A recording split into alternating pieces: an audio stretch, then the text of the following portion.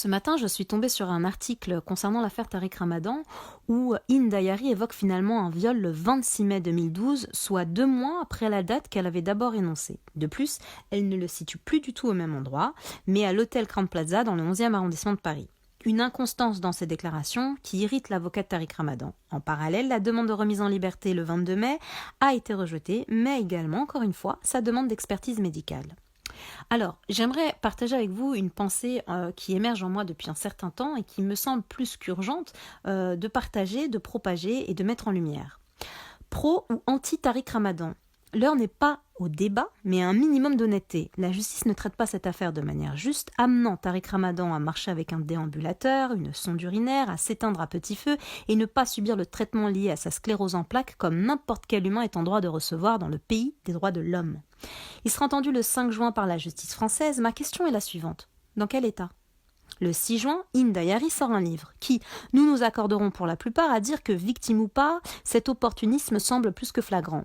Ce que cet homme aurait fait de son caleçon est une chose. Je ne parle pas de viol qu'il dément fermement, mais de ses prétendues frasques libertines.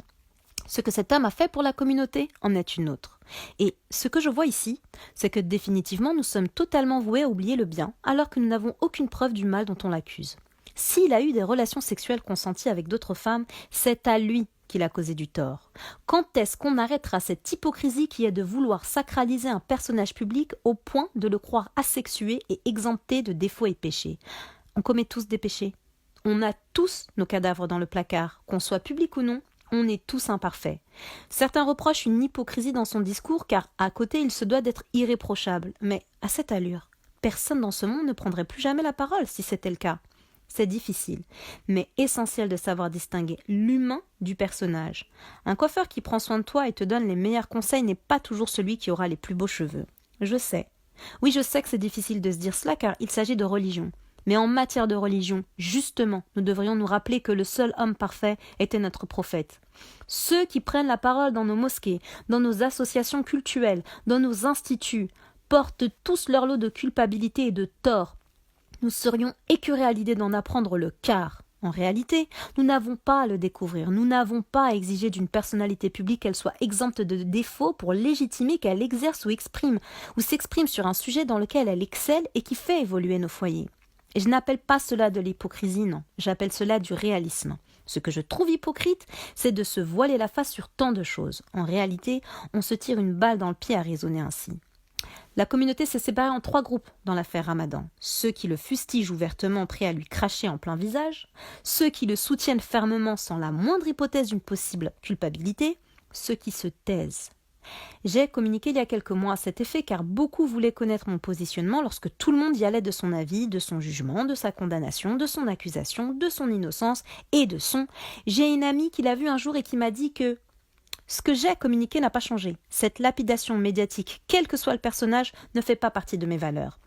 Oui, j'ai des choses à dire. Oui, j'ai un avis. Mais je ne vois rien dans mon avis et mes propos qui n'engagent que moi être nécessaire dans cette affaire.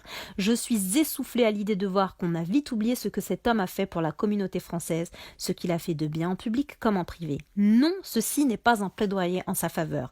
Mais il m'est impossible de voir combien certains l'ont diabolisé, tombant dans cette récupération politique de certains sans même chercher à prôner les valeurs de notre République, à savoir l'égalité.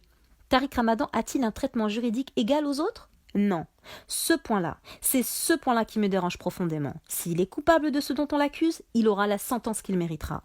Le fait de le tuer à petit feu en silence sous les barreaux et sous nos yeux à tous, avant même qu'il ne soit jugé, est déjà une condamnation de la justice. Et nous, on ne dit rien face à cette non-assistance à personne en danger. Ce que je retiens, c'est que notre communauté, qui est tellement belle, tellement forte, tellement puissante, a réussi à croire que le mythe qui veut faire de nous une communauté fragile, esseulée et sans bien commun est une réalité. Alors, ouvrons les yeux et réfléchissons, non pas avec l'émotion, mais avec la tête.